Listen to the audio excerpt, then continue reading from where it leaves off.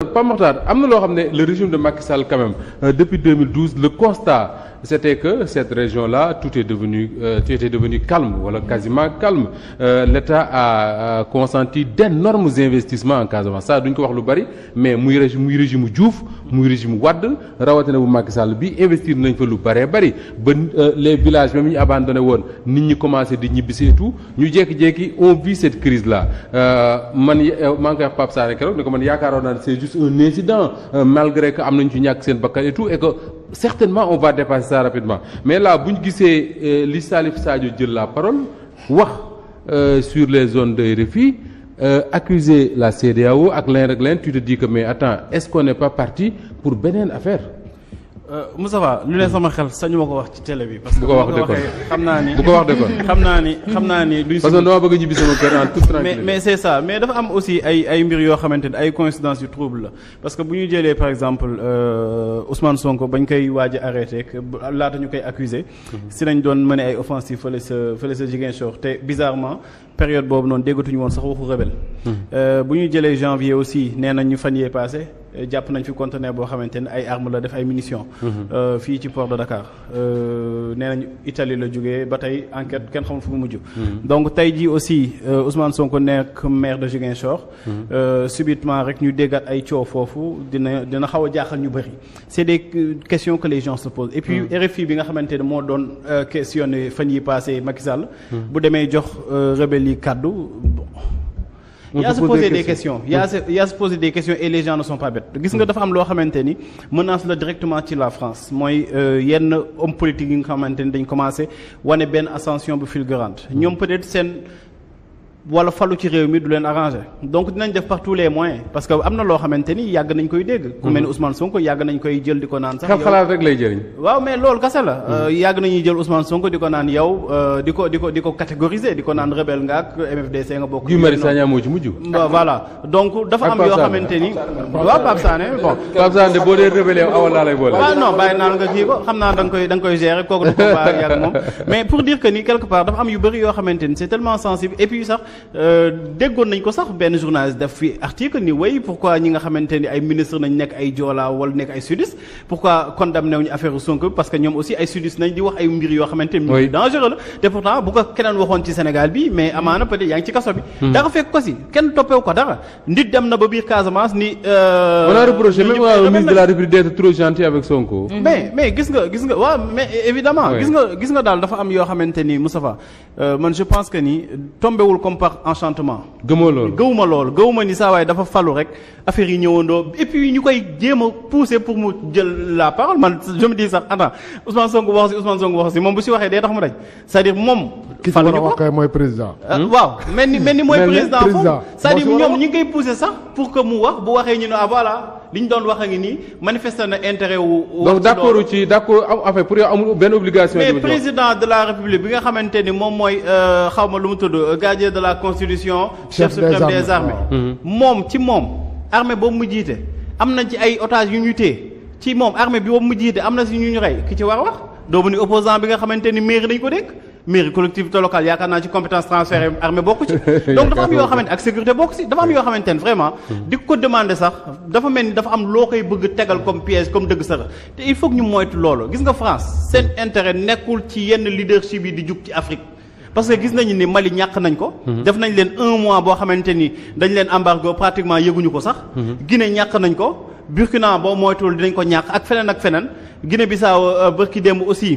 gis nañ li fa xew centre Afrique ñu ngay Sénégal waaw voilà Sénégal moo leen dase.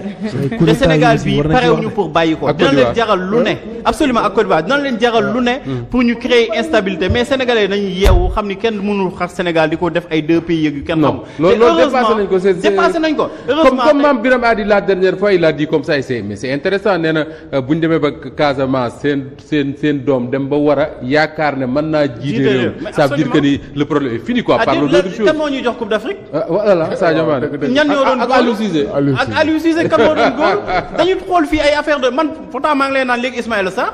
te pourtant bu fi Pape Sané mi parce que sudiste la bu waxoon waxu Sadio Mané ñu ni non il est sépariste séparatiste yu kenn xamul man damay toog di naan Sadio lu mu tudd Ismaïla Sarr mooy le meilleur des Sénégalais. parce que Saint-Louis la dëkk Saint-Louis laa dëkk.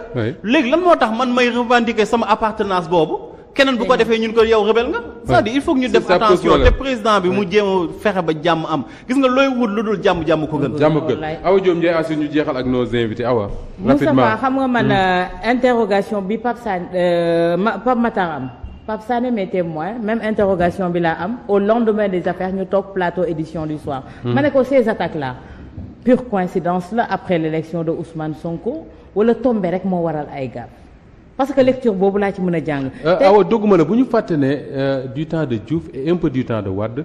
très souvent bu ñu daan dem élection en Casamance da nga daan dégg yu mel nii. et am na sax benn roppalaan bu siiwoon la. le rallye guerrier bu siiwoon boo xam ne su naawee rek c'est parce que élection lañ jëm ñu ne ma ngay bombarder fii ak fii loolu moom. maa ngi koy fàttaliku te dañu lancé woon ay dafa amoon ay prémices yu ñu tegaloon événement mars yi bi mu fi xewee. on a entendu des ministres dire ne ay rebelle Casamance ñoo wàcc ci Dakar. voilà. oui. le ministre de l'Intérieur kooku seen confrère non ministre yi ñemewuñu woon wax. kooku seen confrère moo ko kooku c'est Madiambal Diagne ki laa di. su ma nee ministre mais le ministre wax na fi ne tudduma Madiambal de dama ne ministre. parce que. ñooy toogandoo. oui ils ont dit des forces occultes ils ont dit oui. ñoo wàcc si de ce fait c'est des signaux yoo xamante ne mais dama yaakaar ne. am na yenn yoo xamante ne réew waru ko fowe réew waru ko kafe ñi ngi doon wax accalmie. parce que déggatuñu woon coowal rebelle déggatuñu woon zone yu ñuy bombardé te ni nga ko waxee on assistait ak benn retour on assistait au déminage ba nga xamante ne les ONG yu doon exercer foofu dañoo dawoon génn fa commencé di dellusiwaat dans ces zones là population yi commencé am benn souffle bu bees am benn ngëm-ngëm gu bees boo xamante ne mi ngi amaat fi nga xamante ne moom moo di Casamance yaakaar naa ne Casamance c'est une partie entière du Sénégal te kon pour des questions politiciennes man yaakaar naa ne waruñu yëkkati yenn question yu sensibles yi di ko teg également pour des intérêts yoo xamante ne c'est pour les occidentaux warul tax ñu salfaañe li nga xamante ne moo di suñu stabilité réew comme on vient de le signifier perdre nañu dëkk yu bëri comme je dis les jeunes africains dañu jëlaat seen destin en main am ñoo xamante ne c'est des leaders yu ñëw jaay leen benn mbir wan leen ne l'africain n'est pas bête l'africain mën na jël destin en main tubaab yi dañuy nax te li ñu war a wax africains yi wax leen ko ñu gëm ko xamal ko itam ces européens